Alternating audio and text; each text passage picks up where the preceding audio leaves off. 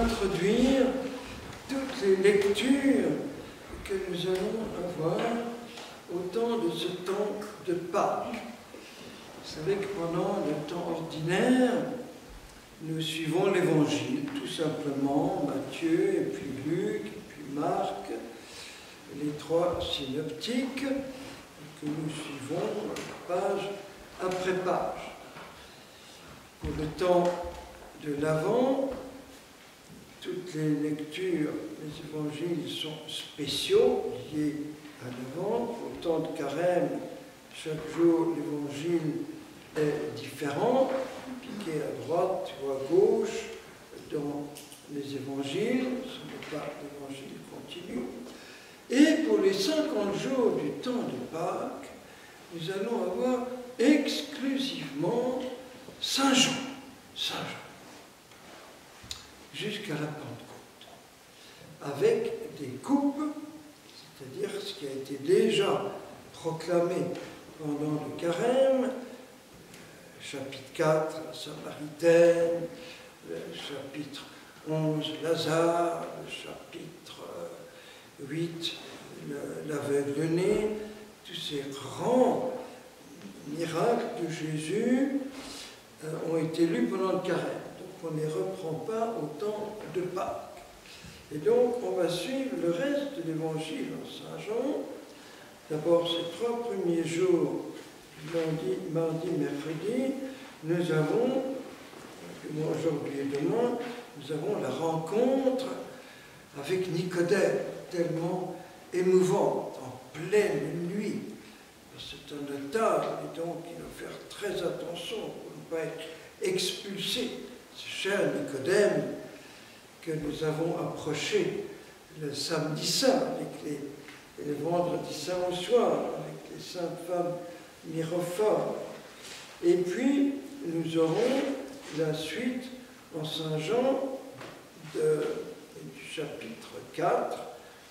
Et vendredi, on va commencer sur 10 jours la multiplication des pains et leur grande catéchèse eucharistique de Jésus à Capharnaüm, que nous aurons pendant 10 jours.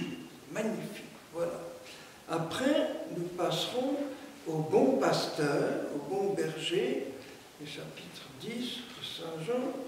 Et enfin, nous terminerons pendant 15 jours, même presque 3 semaines, avec toutes les confidences d'amour de Jésus au jeudi saint au soir.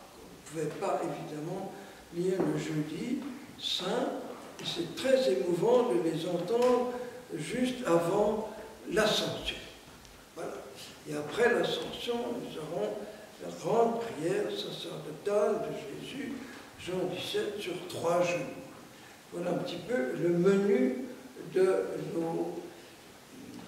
nos évangiles tout le temps de Pâques. Et pour la première lecture, ça va être exclusivement, sauf s'il y a une fête qui a des lectures propres, les actes des apôtres, qui normalement viendraient mieux après la Pentecôte, évidemment. Ça viendrait mieux chronologiquement pendant un mois et demi après la Pentecôte. Mais comme l'Église n'avait rien à lire de mieux, elle a tout de même anticipé et elle a pris les actes des apôtres, où nous entendons justement les toutes premières persécutions et en même temps toute la joie, l'enthousiasme des premiers missionnaires avec Luc, Paul, etc. Ça va être passionnant, une histoire passionnante. C'est le printemps de l'Église. Et justement, aujourd'hui, de cette lecture d'aujourd'hui, nous avons cette très belle prière et des apôtres qui sont dans la chambre haute. Et alors, ils font cette prière très, très forte, très forte. Maître, tu as fait le ciel et la terre, la mer, tout ce qui renvoie par l'Esprit Saint, etc., etc. Dans cette ville, Hérode, Ponce Pilate, avec les nations, se sont ligués contre Jésus. Voilà, la toute première persécution à Jérusalem. Voilà, qui va entraîner la dispersion des chrétiens en Samarie, en Galilée et encore plus loin en Syrie jusqu'à Antioche. Voilà. Alors, maintenant, Seigneur, sois attentif à leurs menaces. Voilà. Et on voit chez les persécutés, c'est tellement beau, la place que prend la prière, l'ardeur, la supplication. Donne à tes serviteurs, donc à nous, les apôtres, de dire ta parole en totale assurance. Alors ce mot assurance est un mot magnifique en grec qui veut dire en même temps l'audace, le courage, l'assurance, et en même temps le même mot veut dire la confiance des enfants. C'est très beau. Plus on est des petits-enfants confiants, plus on peut être courageux, assuré, audacieux. C'est très beau que ce soit le même mot. Tout à coup, je l'oublie, la parésia. Voilà, la parésia. Parésia. L'assurance forte et la confiance des petits-enfants. Étends donc ta main pour que se produisent guérison, signes et prodiges. Et nous verrons dans notre cours, justement, comment, au milieu des pires moments, il y a eu toutes sortes de signes, de prodiges et de miracles. Voilà. Alors, quand ils ont fini de prier, donc ils sont là tous ensemble en train de prier, ils sont tous remplis du Saint-Esprit. Une espèce de petite Pentecôte, ça suit la grande Pentecôte, et proclamer la parole de Dieu avec parésia, avec assurance. Et nous allons retrouver chez les martyrs, justement, cette très belle assurance-là, qui n'ont pas peur de proclamer leur foi, leur amour de Jésus, quelquefois jusqu'au bout. Voilà, souvent en entendant les martyrs du Mexique et d'Espagne, Vivo Cristo Rey, voilà, tout le monde crie, vive, vive, vive, voilà, une assurance magnifique au dernier moment. Et je vais terminer par deux choses. La première, c'est comment ça se fait que pendant tout le temps de Pâques, jusqu'à l'Ascension, pendant les 40 jours qui suivent la résurrection, Jésus apparaît en se déguisant. Marie-Madeleine, c'est un brave jardinier en train de cultiver le jardin. Bravo les filles qui ont lancé le potager, que je vais aller voir avec vous. Sur la route d'Emmaüs, c'est un brave pèlerin parmi les milliers d'eau. Au bord du lac, c'est un pêcheur anonyme, c'est pas qui, un pêcheur du bas là, qui est là, etc. Ailleurs, c'est encore une apparition, il se déguise, qu'est-ce que c'est enfin bref, il se déguise. Si bien que les apôtres ne le reconnaissent pas tout de suite. Marie-Madeleine ne le reconnaît pas tout de suite. Qui c'est? C'est peut-être Jésus. C'est très curieux.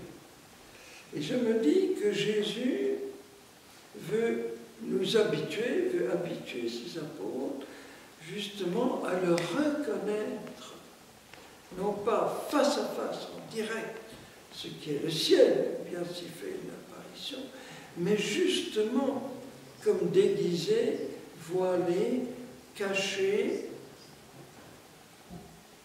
dans nos frères et sœurs, dans les pauvres, dans la création, surtout, dans son Église, dans sa très sainte Eucharistie, comme disait un enfant, il avait devant lui une belle image de Jésus, très beau, jeune, magnifique, voilà. Et puis, il y avait le Saint-Sacrement exposé. Alors il montre l'image et dit, ça ressemble vraiment à Jésus. Mais ce n'est pas Jésus. Puis il montre le style. Ça ne ressemble pas du tout à Jésus. Mais c'est Jésus. Et c'est comme si pendant 40 jours, Jésus faisait comme une transition entre les jours de sa chair, où il était en chair et en os, tout simple au milieu d'eux, et puis toute l'histoire de l'Église, où il faut le reconnaître, voilé et caché. Il dit c'est une pédagogie de Jésus. Vous voyez, c'est très très beau jusqu'à l'ascension, où il paraît, disparaît, reparaît, on doit toujours être prêt à le voir, on ne sait jamais comment il va apparaître, ni où, ni quand. Il faut regarder les apôtres tout le temps en état de vigilance. Voilà. Et nous devons aussi toujours être prêts à ces visites de Jésus, ces visitations, comme dit Saint Bernard, dans notre cœur. Voilà. Et nous habituer à ce jeu de cache-cache que fait Jésus avec nous. Voilà. C'est très, très une bonne pédagogie pascale. Voilà. Et puis le dernier mot, je crois que je l'ai dit ce matin, c'est que c'est aujourd'hui le 20 avril 1999, donc il y a 21 ans aujourd'hui, le beau martyre de la petite Cassie Barnum et de la petite Rachel Job. Et je crois qu'on a mis... Non, attends. Là-bas. Où est-ce qu'ils sont? Ah, ils sont là. Mais il manque Rachel. La petite Cassie. Alors, j'en ne parle pas puisque j'en ai parlé au début d'année, mais peut-être juste rappeler, c'est comme son testament, ce dernier petit mot qu'elle a griffonné le matin même de son martyre. Donc aujourd'hui, le 20 avril, elle a glissé cette lettre dans la main d'une camarade, où elle dit, nous devons être prêts à tout instant à rentrer de plein pied dans l'éternité. C'est magnifique. Prêt à tout instant à rentrer, hop, directement dans l'éternité, qui n'est pas trop en décalage. Donc, plus je vis dans l'intimité avec Jésus, moins il y aura de décalage, puisque je vais le rencontrer. Et elle continue avec ce mot fulgurant, où elle dit, si tu ne sais pas pour qui donner ta vie, ce n'est pas la peine de vivre. Voilà. Elle met ça. 1 heure après, c'est son martyre. Do you believe in God? Yes! Voilà. Magnifique, c'est des petites martyrs très actuelles de l'évangélisation en plein monde occidental, puisque c'est dans le lycée Littleton, dans le Colorado, aux États-Unis. Ces deux jeunes sœurs que j'aime beaucoup, que nous avons beaucoup aimé. Elles ont tellement de courage, qu'ils avaient vraiment un cœur d'enfant. Et le martyr a entraîné des dizaines de milliers de conversions de jeunes aux États-Unis et au Canada anglophone. Parce que le Saint-Esprit devrait inspirer à tous les deux d'avoir un petit carnet spirituel. Où ils notaient chaque jour ou chaque semaine quelques petites phrases, quelquefois des extraits de lecture qui les ont frappés, pour ne pas les oublier, pour les relire régulièrement, et ces deux petits carnets spirituels ont été lus par peut-être des millions de jeunes aux États-Unis. Et donc c'est un martyr qui a eu une fécondité incroyable. Hélas, il n'y a pas encore de beau film sur ce double martyr. La petite Cassie, 16 ans, et Rachel Joy, 12 ans. 12 ans, c'est des saints tellement attachants. La petite Rachel qui organise toutes ces... créer des pièces de théâtre à 12 ans, avec des chants qu'elle va jouer dans les prisons. C'est assez facile aux États-Unis, au Canada, d'aller dans les prisons. Même les enfants peuvent y aller pour faire des sketchs, des mimes, des petits concerts, etc. Et donc, elle faisait ces petites pièces de théâtre pour les jouer dans les prisons, dans les orphelinats. Partout, il y avait de la souffrance pour donner de la joie. C'est pour ça que tout le monde la surnommait Joy. Ce n'est pas son nom de famille, mais c'est ça, voilà. La joie. Il avait créé tous ces cercles bibliques dans son lycée. Je veux que Dieu vienne dans notre lycée. C'est extraordinaire, à 12 ans. Et dans son carnet spirituel, elle se plaint à Jésus. Elle dit, mais Jésus, depuis que je t'aime, depuis que je te sers, tous mes amis m'ont quitté. Et maintenant, c'est toi qui me quittes, tu m'abandonnes, je ne te sens plus. Où es-tu? Mais c'est pas bien, Jésus, je suis ta petite soeur, ta petite fille, tu n'as pas le droit de m'abandonner. Et on croit lire Thérèse de Lisieux. Il y a des phrases entières qui sont Thérèse qu'elle ne connaît pas du tout, d'autant plus qu'elle est protestante, elle est évangélique. J'ai entendu parler de Thérèse de Lisieux. Et donc il y a ce cœur d'enfant et cette audace aussi, justement la parisien.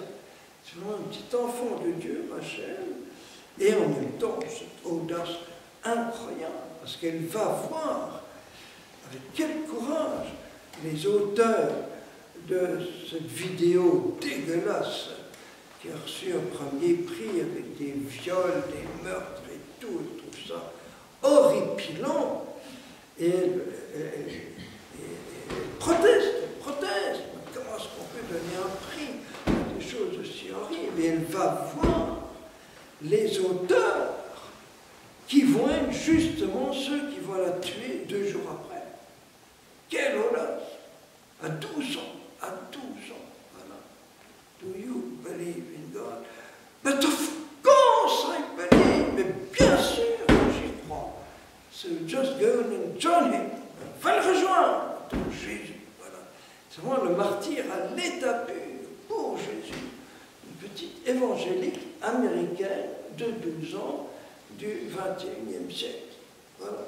Magnifique, magnifique. Quelle audace, quel courage. Amen. Amen.